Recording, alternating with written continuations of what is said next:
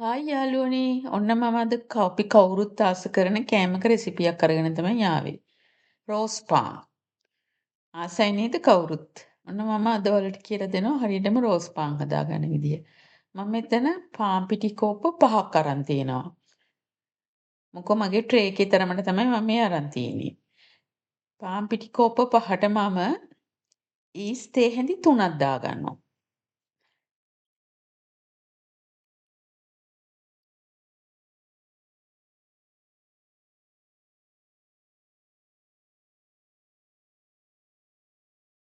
ඊළඟට සීනි තේ හැඳි 2යි.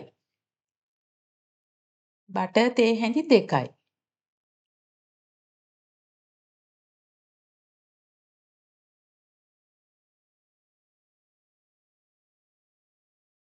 බිත්තර දෙකකුත් දාගන්නවා කඩලා.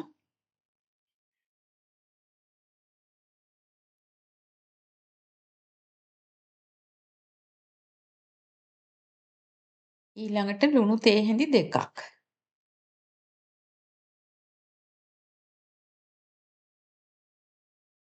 දැන් මේක අතින් ඔක්කොම හොඳට මිශ්‍ර කරගෙන වතුර ගන්නකොට සාමාන්‍ය මද උණුසුම් වතුර. සාමාන්‍යයෙන් පුංචිම දරුවෙකුට අපි කිරි පිටි හදන්නේ අන්න ඒ වගේ රස්නේ වගේ වතුර මද උණුසුම් සෙල්සියස් 40 තියෙන වතුර දාලා මේ විදිහට ඉස්සෙල්ලා අතේ නොයැලෙන ගානට එනකම් බෝල් එකේ මේක අනා ගන්න.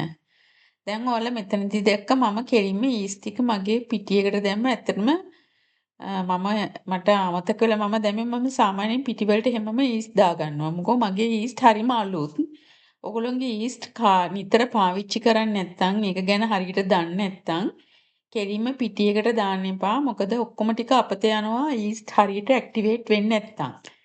ඒකින්ද ඔයාලා උණුසුම් වතුර කෝප්ප භාගයකට විතර ඊස්ට් ටික දාලා සීනි චුට්ටක් දාලා සීනි තේ හැඳි වගේක් විතර දාලා ඒක පිපෙන්න තියන්න වහලා.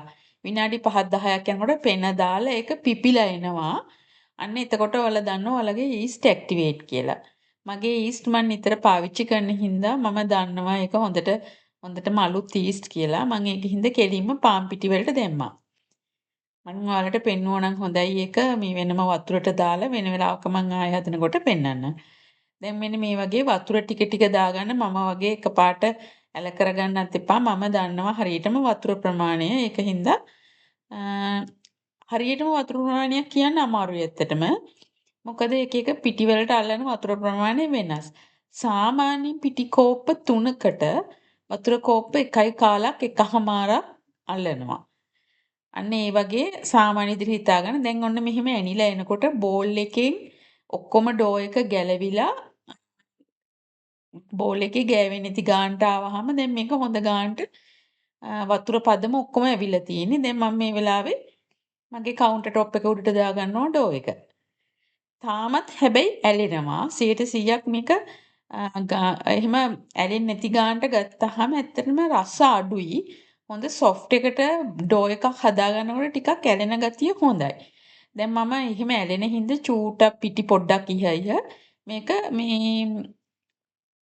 හොඳට මෝලිය අනනවා කියන්නේ අන්න ඒක නීඩ් කරගන්න එක කරන්න ඕනි. අපිට පේනවනේ මම දැන් අනන විදිය අත් දෙක දෙපැත්තට අදින්න ඕන. මේක හොඳට ස්ට්‍රෙච් කරන්න ඕන ඩෝ එක. එක අතක් ඉස්සරහට අදිනවා එක අතකින් ඩෝ එක පිටිපස්සට අදිනවා. මේ විදිහට විනාඩි 10ක් 15ක් හොඳට සොෆ්ට් වෙනකන් මේක කරන්න ඕන. ගෙදර හස්බන්ඩ් ඉන්නවා නම් හරි ලොකු පුතාලා ඉන්නවා නම් එයාලට දෙන්න. එයාලා කරාම මේක අපි අනනවට වඩා ගෑනු කෙනෙක් අනනවට වඩා ඉක්මනට සොෆ්ට් ඩෝ එකක් එනවා. එයාලට අනන්න කියලා දුන්නොතින් කළ දේවි. මෙතනදී ඔයාලා තව දැක්කා මම බිත්තර බටර් ඒව දාගන්නවා. බිත්තර දාන්න ඇත්තටම අවශ්‍ය නැහැ. මම ටිකක් ඩෝ එක රිච් කරගන්න ඕන හින්දා දැම්මේ. ඒකෙන් එවෙන් කිසි රසයක් එන්නේ නැහැ. බටර් වලින් නම් රසයක් එනවා. බිත්තර වලින් කිසිම එහෙම ඩෝ එකට මහ විශේෂයක් සොෆ්ට්නස් එකක්වත් පිපීමටවත් කිසිම දෙයකට බලපාන්නේ නැහැ. ඒකින්ද බිත්තර ගෙදර නැත්නම් ඒක ස්කිප් කරන එක ගැන පොඩ්ඩක්වත් හිතන්න එපා. බිත්තර දාන්න අවශ්‍ය නැහැ. බටර් සාමාන්‍යයෙන් රෝස් පාන් වලට හොඳයි දාගත්තාම. තියෙනවා නම් බටර් චුට්ටක් දාගන්න. කොහොමත් අපිට බටර් ඕන වෙනවා අවසානයේදී. දැන් මෙන්න මේ විදිහට හොඳට ඩෝ එක මම විනාඩි 10ක් 15ක් විතර මේ නනවනවත්තාම මේ විදිහට අනනවා. ඔයගොල්ලන්ට මැෂින් එකක් තියෙනවා නම් ස්ටෑන්ඩ් මික්සර් එකක් තියෙනවා නම් ඒකට දාලා විනාඩි 10කට අඩු කාලයකදී මේක හදාගන්න පුළුවන්. ඔයාලට පේනවනේ දැන් මගේ ඩෝ එක හරි ස්මූත් එකට ඉලාස්ටික් ගතියට තියෙනවා. හරි ලේසි දැන් මේ වෙලාවේ අතට. ගොඩක් බර නැහැ. සැහැල්ලුවට ඇවිල්ලා තියෙනවා. මේක ටිකක් වෙලා දැන් අර අතේ ඇලෙන ගතියවල ඒවා ඔක්කොම අඩු වෙනවා එන්න එන්න. දැන් මගේ ඩෝ එක ඇත්තටම පිපෙන්න තියන්න වෙලාව හොඳයි දැන්.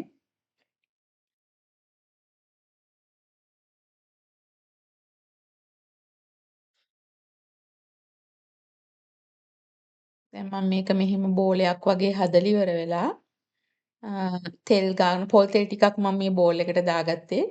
ගාලා තියලා පියනින් හරි නැත්නම් තෙත රෙදි කෑල්ලකින් හරි හොඳට වහලා උණුසුම් තැනකින් තියන්න ඕන.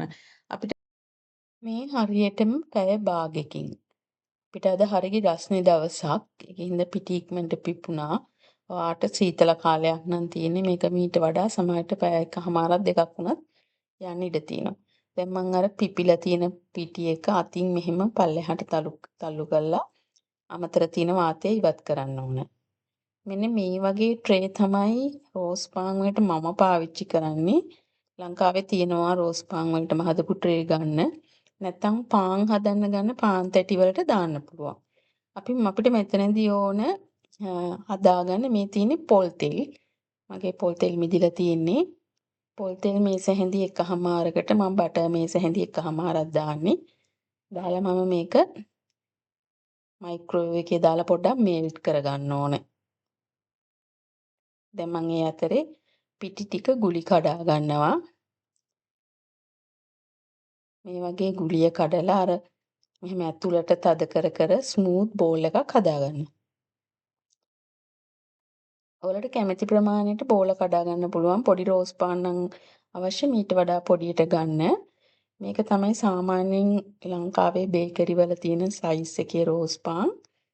මීට වඩා පොඩි තැටියකට මගේ ඔයාලත් දැක්කන්නේ මගේ ට්‍රේ ටිකක් ලොකුයි. පොඩි තැටි වල හදනවා නම් පොඩියට බෝල කඩා ගන්න.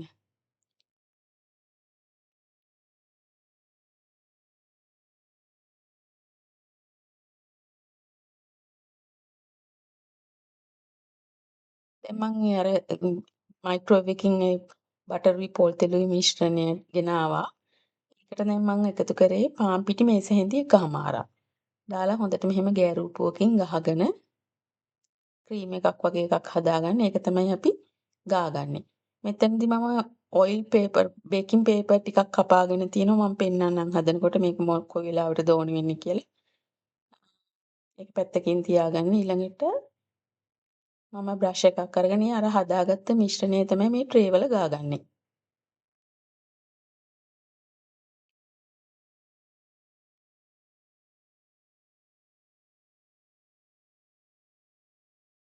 දැන් ඔයාලට පේනවනේ මගේ පිටිගුලි මම බෝල ටී ටවල් එකකින් වහලා තියෙන්නේ. නැත්තම් ඒවා වේලිලා උඩ නිකන් ක්‍රස්ට් එකක් වගේ හැදෙනවා. ඒක වළක්ව ගන්න නිතරම හදාගත්තු ඩෝ මිශ්‍රණය වහලා තියා ගන්න ඕනේ. මෙහෙම තුනී කරලා ඉවර වෙලා ඊට පස්සේ බෝලේ අරගෙන තුනී කරගන්න. ඊට පස්සේ මෙහෙම නවන්න දෙකට. නවලා මේ නැවුම් එකතු වෙන තැන හොඳට සීල් කරගන්න ඕන. ඊට පස්සේ මේක පාන් පෙත්තක් වගේ තුනී කරගන්න තියෙන්නේ. අර නැවුම් දෙක අපි නවපු තැන එකතු වෙන තැන හොඳටම සීල් වෙන්න ඕන. ඊට පස්සේ උඩින් පින් එකක් නැත්නම් අතින් කරන්නත් පුළුවන් මේ වැඩේ. ලොකුවට තුනී කිරිල්ලක් නැති හින්දා දැන් ඊළඟට අර අපි හදාගත්තු බටර් පොල් තෙල් පාන් පිටිය දාලා හදාගත්ත මිශ්‍රණය ගාලා ඉවර වෙලා මේ ට්‍රේ එකේ මේවා අර නැම්ම උඩට තියන්න ඕන. ඊට පස්සේ මම අර කිව්වනේ බේකින් පේපර් කෑල්ලක් ඕනේ කියලා. අන්න ඒකට දැන් අර අනිත් පැත්තෙත් බටර් ටිකක් ගාලා අර වගේ මිශ්‍රණේ ඒ කොළ කෑල්ල තියන්න. ඇත්තටම මේ කොළ තියන්න අවශ්‍ය නැහැ. මම සාමාන්‍යයෙන් තියන්නේ මුලින් මුල් වතාවට හදන කෙනෙකුට හරිම ලේසියි මේ කොළ තියාගත්තාම. නැත්තම් හැමතැනම හොඳට අර මිශ්‍රණය ගෑවුන් නැත්තම් පෙති වෙන් කරගන්න ටිකක් අමාරුයි. ඒක හින්දා ඒ අර මිශ්‍රණය හොඳට ගාන්න. ඒ පෙත්තේ දෙපැත්තෙම ගෑවෙන්න ඕන. කොළෙත් ටිකක් ගාලා ඉවර වෙලා. දැන් මේ මම නවන විදිය බලා ගන්න. හොඳට අර මම පේනවනේ අර එතන හොඳට සීල් කරලා ඉවරලා අතින් තුනී කරලා ඉවර වෙලා.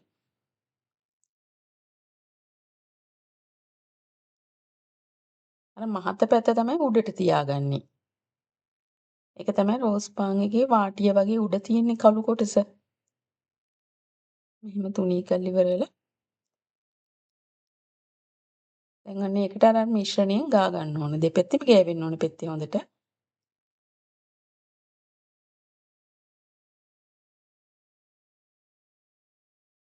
ඊට පස්සේ ඒ ට්‍රේ එකේ හිටවලා තමයි තියන්නේ. පොඩ්ඩක් මෙහෙම අන්න අර දැන් මම රෝලින් පින් එක උඩින් තිබ්බේ අන්න ඒ විදිහට ට්‍රේ එක තියාගන්න. නැත්තම් ලිස්සලා පල්ලෙහාට යනවා පෙති ඔක්කොම. මම දැන් ඒ වගේ ආනත කරලා තමයි ට්‍රේ එක තියාගන්නේ. අන්න මේ විදිහට තියන්න. දැන් එකින් එක ඔහොම හදලා ට්‍රේ එක පිරෙනකම්ම අඩු කරගන්න පුළුවන් පෙති ටික.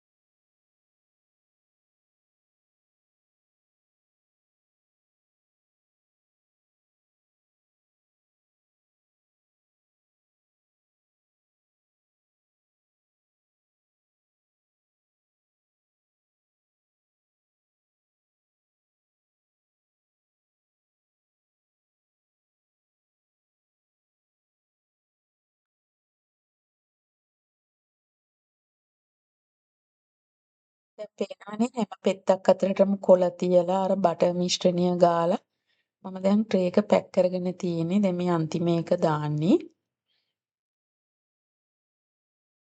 හරියටම ට්‍රේ එකට තද වෙන්න ඔක්කොම වැටෙන්න ඕන. ගොඩාක් වැඩිපුර තද කරන්නත් බෑ. බුරුලට තියෙන්න ඕන. මේවා පිපෙනවා. දැන් මේක දාලා ඉවරයි. මම ටී ටවල් එකකින් වහලා තව විනාඩි 20ක් විතර තියනවා. දැන් මේ විනාඩි 20කට පස්සේ පේනවනේ පිපිලා තියෙන හැටි. දැන් මේක oven එකට දානවා මං අංශක 180 සෙල්සියස් අංශක 180 විනාඩි 45ක් පැයක් විතර මේක බේක් කරන්න ඕන හොඳට. දැන් මම මේ බේක් කරලා oven එකෙන් ගෙනාව රෝස් පාන් ටික ඔන්න බලන්න දැම්මහම අර තෙල් ගාලා අර කොලත් එක්ක හොඳට පෙති වෙන් වෙනවා. දැන් මේක උණු වෙදිම අපි මේ පෙති ටික වෙන් කරලා ට්‍රේ එකක තව අඩු කරගන්න ඕන. අර ඔයිල් පේපර් කෑල්ල අයින් කරගන්න.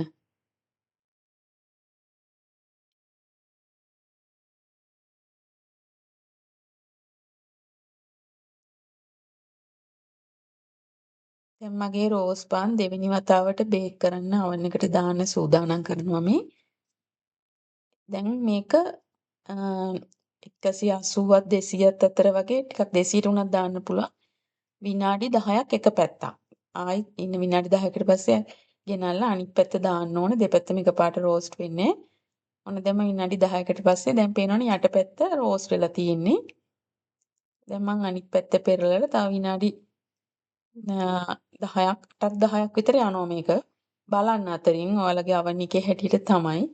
දැන් මගේ දෙපැත්තම කරගෙන තියෙන්නේ මේ ගානට අඩුවෙන් උනත් ගන්න පුළුවන්. ඔයාලා කැමති ගානට තම්බලා වගේ උනත් ගන්න පුළුවන්. අපේ ගෙදර කන්න කැමති විදිහට තමයි මම මේ හදාගෙන තියෙන්නේ. බලන්න කොච්චර ලස්සනද කියලා. ඇතුළ හරිම soft මේ රෝස් පාන් එකේ. වටේ හොඳට ක්‍රන්චි ගතියට තියෙනවා. හරි උණුයි. මේ තියෙන්නේ මං හදාගත්තු රෝස් පාන් ටික. මාව නැරඹුවාට ස්තුතියි.